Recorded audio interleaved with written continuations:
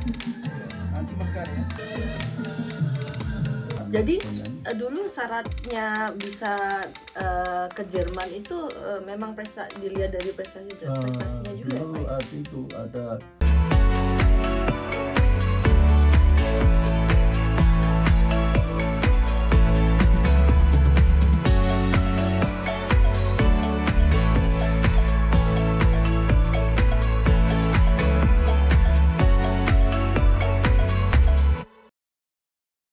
satu, dua, tiga.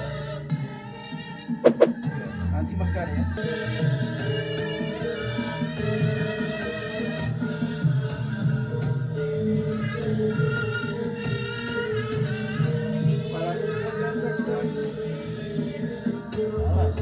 Satu, dua, ya.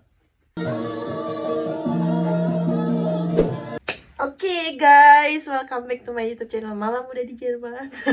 Aku lagi sama Bapak Maharsi. Iya, Ya. makasih. Maharsi ya Pak ya. Baru kenal juga sama Bapak hari ini. Pernah berapa kali ketemu, cuman belum pernah ngobrol secara langsung. Bapak Maharsi ini posisinya di sini kerja di konsulat bagian apa Pak? Saya bagian kesenian. Kesenian ya Pak ya? Saya kesenian yang ngelatih di sini, kebetulan ada alatnya, gamelan, terus wayang kalau Jermannya itu seperti Sattenspiel apa nggak tahu. Oh nggak tahu. Terus sama nari ini. Ya. Sama nari. Ya. Oh jadi pokoknya Bapak yang ngurusin bagian kesenian Ya, di sini ya Pak ya? Ya. Sudah berapa lama Pak? Saya di sini mulai tahun 2001. 2001. Betah ya Pak ya di sini ya? Ya, Dibetah-betahin. Iya. Jadi udah udah nggak ada keinginan untuk pulang ke Indonesia?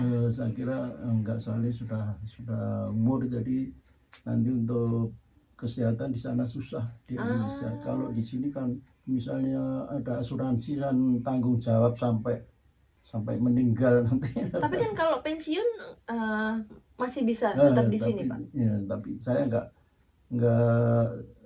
ada pensiun, soalnya di sini saya honorer. Oh gitu. Jadi nggak ada pensiun, ya alhamdulillah sampai sekarang masih diperlukan. Tapi Iya. honorer udah 22 tahun. Iya.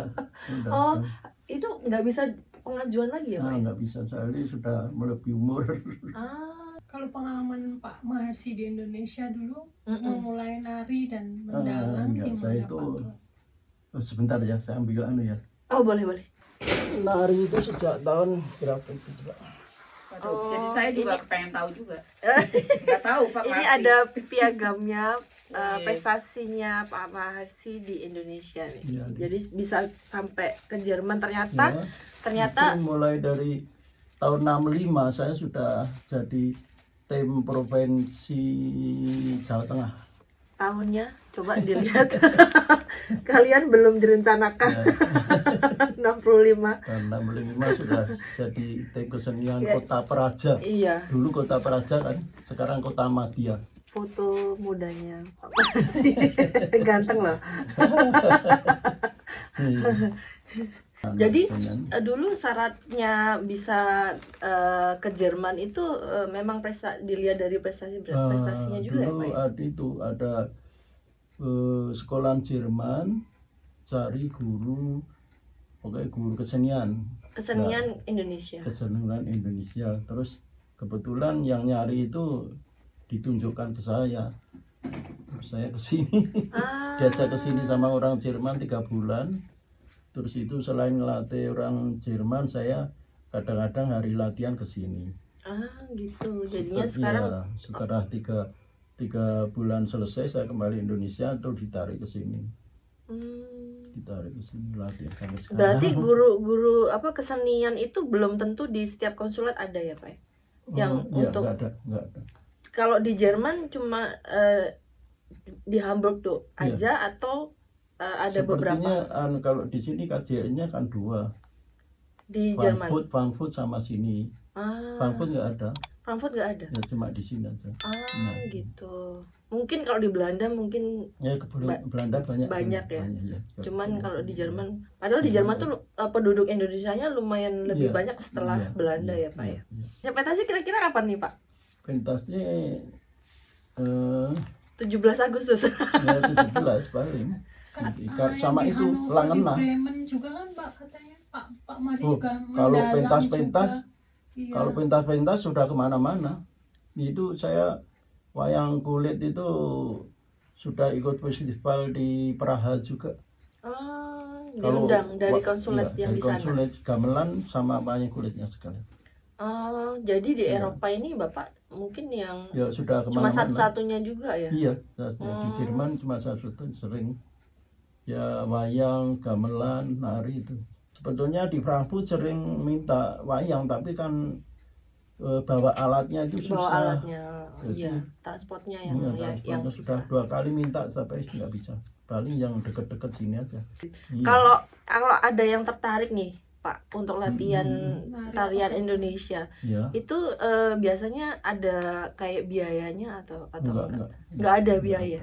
Cuman ngikutin schedule-nya konsulat di sini aja Pak Maharsi aja. Oh oke. Saya sih dulu pernah latihan nari tapi SD. Jadi udah lupa terus sekarang kerja di sini. Aduh kalau udah di Jerman tuh kayaknya waktunya tuh terlalu ribet gitu kalau udah kerja gitu. Jadi ya kalau gamelan campur mana ya campur gamelan. Ada yang dari Jerman, ada dari Australia, ada dari ada dari Jepang, itu 2. Pokoknya semua kegiatan ekstrakurikuler yang ada di konsulat ini nggak ada pungutannya. Ya. Dan itu biasanya cuma setiap weekend aja atau setelah jam kerja. Kalau latihan rutin biasanya hari Sabtu Minggu. Kalau latihan, tapi gamelan juga enggak hari Minggu. Gamelan rutin seminggu sekali. Oh, seminggu sekali. Kalau nari lihat situasi, nanti kalau mau pentas belum hafal ya setiap hari. Oh, nama gamelannya Margi Budoyo. Margi Budoyo. Ini foto-foto tahun berapa Bapak? Oh, 2003. Jadi awal-awal di Jerman ya Pak ya? Atau di mana ini? Ini di Hagenbeck. Oh, ini kayak bangunan Thailand gitu ya? Hagenbeck itu background Thailand. Ini jangan naik gajah. Itu gajah asli? Ya asli. Oh asli. Gajah asli ya. Tapi di situ juga ada Hagenbeck tuh ini ya kebun binatang. Iya, kebun binatang. Belum pernah aku. Sekarang lebih ke kontemporer. Iya kan Pak. Jadi yang tradisional tuh kayaknya kurang ya Pak ya. Sekarang di Indonesia kan, misalnya dulu kan orkes sendiri, keroncong, gamelan sendiri. Sekarang dicampur orkes sama gamelan jadi campur sari itu. Oh iya, emang gitu. Campur sari kan dari ada organ, ada saron, ada gong, jadi campur. Oh iya, jadinya nggak asli lagi ya. Nggak asli. Pentas gamelan sendiri jarang, soalnya di samping misalnya kalau nggak punya gamelan kan sewanya mahal, penabuhnya aja paling enggak 15, sindennya berapa, jadi banyak. Kalau campur sari coba nanti organ sudah bunang masuk organ, jadi seperti campur sari itu kan berapa orang cuma itu. Jadi lebih ngirit dan lebih lagu apa-apa bisa. Lagu gamelan bisa, lagu keroncong bisa, dan macam-macam. Segala model campur sari. Saya pernah syuting sama dalang cilik gitu. Dalang cilik gitu. Jadi dia main film saya gitu, terus sekarang dia udah SMA, udah gede. Dulu masih di Solo, di Jogja, di Jogja ya. Jadi dia belajar dalang terus sekarang dia masuk isi dalang. Kalau saya jiwa seninya bikin video Pak. Bikin video masih kayak kayak tadi apa tuh tadi gambyong. Gambyong sama itu kan kayaknya tari gambyong tuh kan kayak pembukaan ya? Iya, untuk pembukaan. Penerima tamu gitu ya Pak? Ya, misalnya kalau resepsi pengantin ya pengantin duduk terus tari gambyong. Iya. Iya kayaknya aku pernah lihat deh yang kayaknya halus banget gitu memang penarinya. Dan kayaknya sih aku dengar kalau nggak salah gitu. Gambyong itu kalau zaman dulu itu penarinya harus apa? Perawan ya, Pak?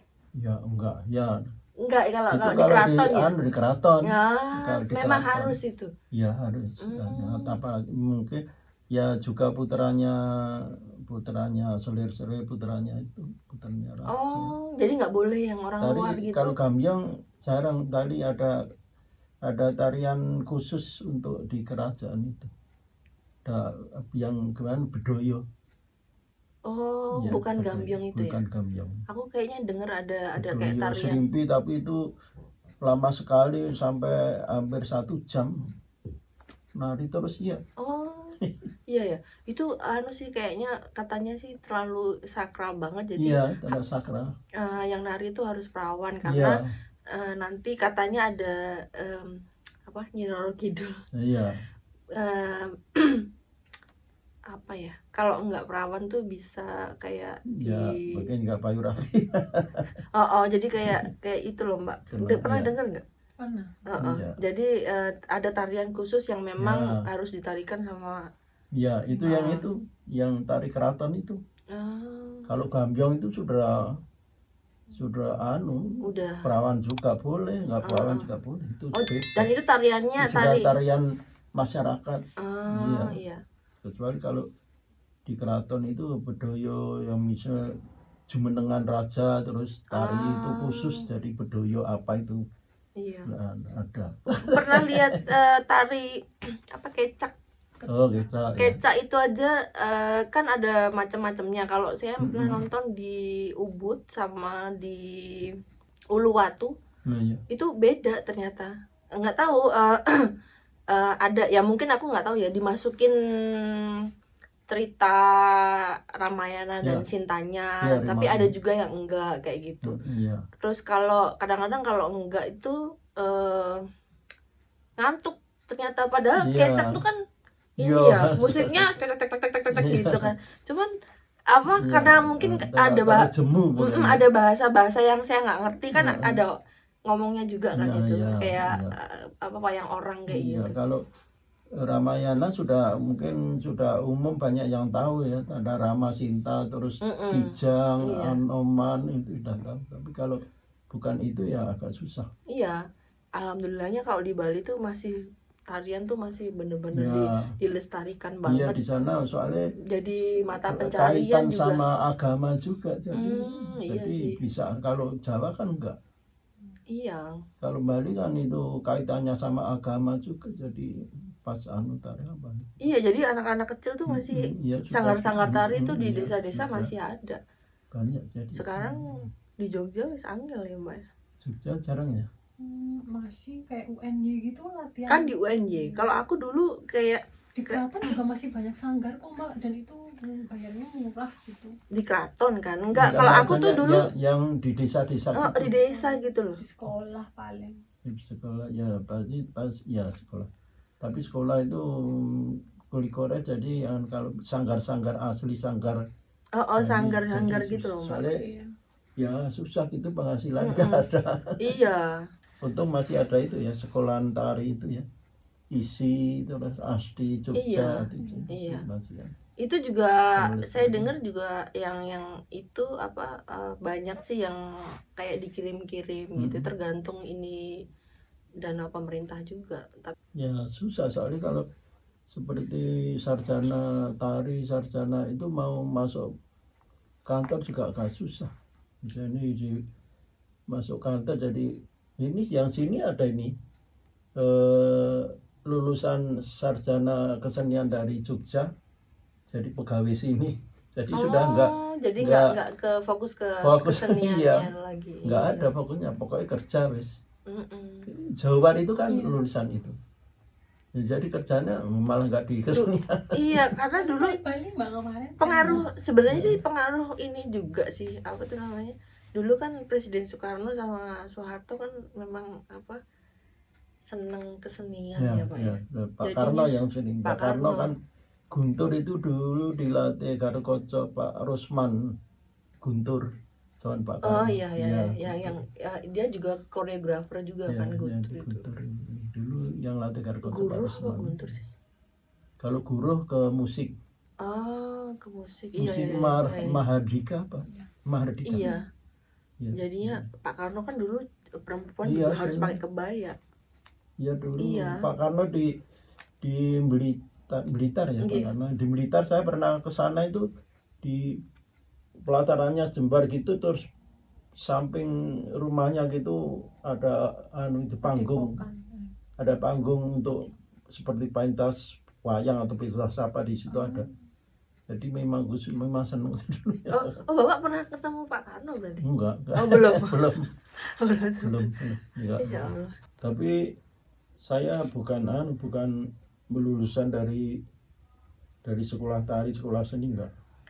Soalnya saya cuma ikut grup wayang orang Si Pandowo di Semarang. Jadi belajar sambil ikut, jadi enggak. Terus sudah bakat juga sih ya Pak ya? Iya, soalnya apa itu, nenek, bapak itu kesenian semua. Satu keluarga ya Pak ya? Iya, satu keluarga, satu nenek. Sampai aja saya pelajari ya, soalnya gamelan sudah, nari sudah, terus wayang saya kursus sudah selesai, terus saya ikut itu kursus adat pengantin Jawa. Di sana di Semarang ada Permadani. Ya itu yang adat cara pengantin Jawa itu, mulai dari siraman ini MC. Jadi sering jadi MC di Semarang. Kalau di sini malah nggak ada ya Pak? Sini belum ada ya? Tahu. Susah kan harus ada alat-alatnya. Dulu ada sekali sini, tapi saya bahasa Jawa terus diterjemahkan bahasa Jerman ya. Sudah pakai bahasa adat Jawa. Tapi kan kalau ada Jawa kan harus ada alat-alatnya, harus lengkap gitu nggak? Ada. Syarat-syaratnya kan biasanya kan syarat-syaratnya kan macam-macam. Ada, tapi enggak semuanya. Cuma kalau itu pas aja pas resepsi aja. Jadi pengantin datang sungkeman terus itu. Tapi kalau siraman kayak nginjek telur kayak gitu kan. Itu. Tapi kalau siraman untuk midodareni terus enggak. Jadi cuma itu acara acara panggih. Enggak kesampaian nih, ada Jawaku. Di sini bisa. Kalau mau nikah Jawa ada pakaiannya ada. Oh iya. Pakaiannya ada. Kalen. Iya. Sebentar ya. Iya. Lumayan seru banget ngobrol-ngobrolnya sama Pak Maharsi, berbagi pengalaman sama ceritanya.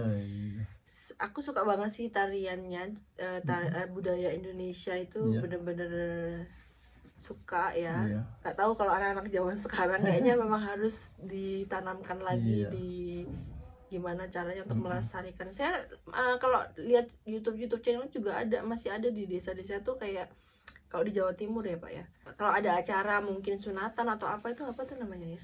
Yang pakai ketrek itu apa ya Pak? Trek itu apa ya? Oh, ngeremo. Oh iya. Ngeremo.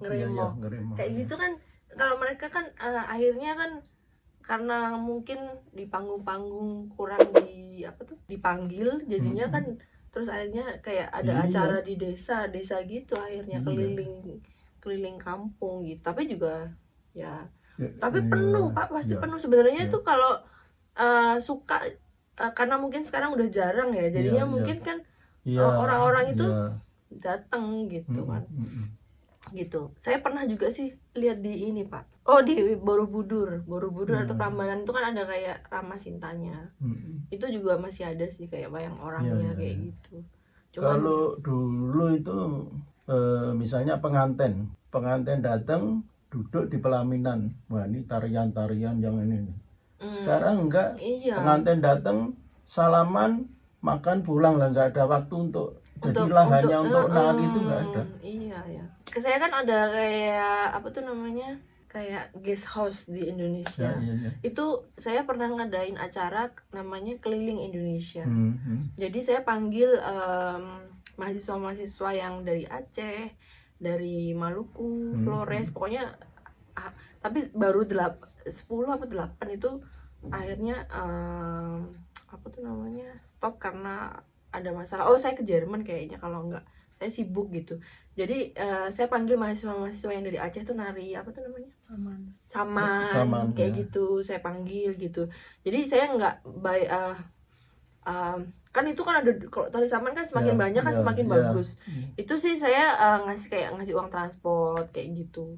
Jadi aku seneng ikut apa namanya, biar orang-orang turis-turis yang datang ke homestay saya gitu ini acaranya keliling Indonesia. Nah saya pergi ke Jerman, dia ambil itu acaranya, ideku itu padahal Pak, sama kafe yang lumayan ini sekarang di Jogja. Aku bilang kan keliling Indonesia, jadi aku pengen karena kan di Jogja kan banyak apa pelajar-pelajar yang dari daerah mana-mana kayak gitu kan, memang harus ada yang melestarikan dan walaupun duit transport, tapi aku pikir itu udah seneng kok, mereka udah nggak ini. Yang penting apa tuh namanya, tetap dilestarikan kayak gitu. Terima kasih Pak Maharsi sudah ngobrol-ngobrol santainya, berbagi pengalaman dan suka duka di Jerman ya Pak ya. Betah ternyata Pak Maharsi nggak mau pulang ke Indonesia. Nggak mau pulang ke Indonesia. Saya belum betah ini Pak, belum nemu betahnya. Pengen pulang ke Indonesia. Kalau pas musim dingin ke Indonesia, pas ini ke sini. Ke sini. Oke. Guys, terima kasih banyak yang sudah ngikutin ngobrolan kita, saya dan Pak Maharsi. See you in my next vlog. Stay happy, stay healthy, bye soon. Bye. Assalamualaikum warahmatullahi wabarakatuh. Terima kasih Bapak. Sama-sama.